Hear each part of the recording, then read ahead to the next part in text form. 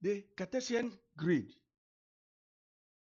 The Cartesian grid is a collection of vertical and horizontal grid lines forming a coordinate system on which points are plotted with reference to two major defining vertical, that's y, and the horizontal x axis.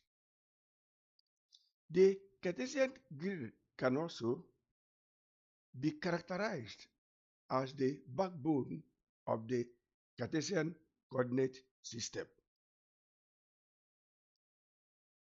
Watch the full video by clicking the link below.